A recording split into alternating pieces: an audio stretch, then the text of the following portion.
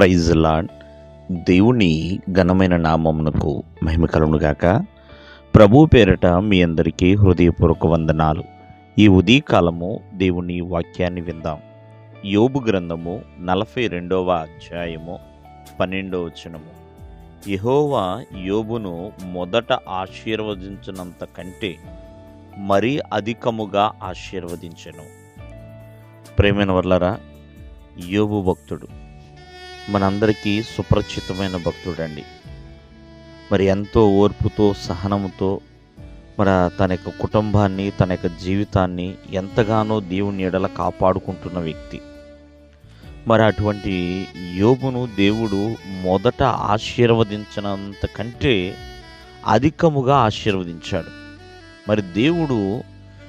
దేవుని ద్వారా యోబు అధికమైన ఆశీర్వాదాన్ని పొందుకున్నాడు. అధికమైన ఆశీర్వాదము పొందుకునేలా ఉండడానికి యోబు ఏం చేశాడు, యోబు ఎలా నడుచున్నాడు అనేది ఈ ఉదయకాలం ముందు మనం తెలుసుకుందాం. చూడండి, శ్రమలు మానవ జీవితంలో అందరికీ వస్తాయి. యోబుకు కూడా శ్రమలు వచ్చినాయండి. కానీ ఆ శ్రమలలో యోబు చక్కగా దేవుని ఎదుట నిలిచే ఉన్నాడు, ప్రార్థించాడు.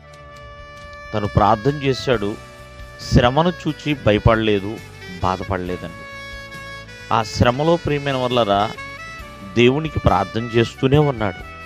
తనకి ఎవరు తోడున్నా తోడు ఉండకపోయినా నా దేవుడు తోడుగా ఉంటాడు అనే ఒక నమ్మకాన్ని కూడా తను కలిగి ఉన్నాడు. ప్రియమైన వల్లరా అధికమైన ఆశీర్వాదం పొందుకోవటానికి యోబు కలిగి ఉన్న నమ్మకం, ప్రార్థనా జీవితం, ఓర్పుతో సహనముతో తను నడుచుకున్న విధానం ప్రియమైన వల్లరా అంత శ్రమలలో కూడా ఏమాత్రము కూడా పాపము చేయకుండా తన పరిశుద్ధతను తను కాపాడుకున్నాడు.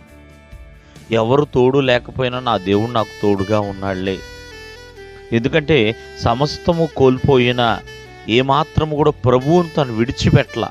కష్టకాలంలోనో తన విశ్వాసాన్ని చెక్కు చెదరనివ్వలేదు. అందుకునే అధికమైన ఆశీర్వాదాన్ని యోబు పొందుకున్నాడు దేవుని ద్వారా. ఈ ఉదయకాలం మంది ఆలోచించండి, అధికమైన ఆశీర్వాదము దేవుడు ఇచ్చేవాడండి. ఒకవేళ యోబు అడిగితే కొద్దిగానే అడిగేవాడేమో, దేవుడు అధికముగా యోబుకి ఇచ్చి ఉన్నాడు.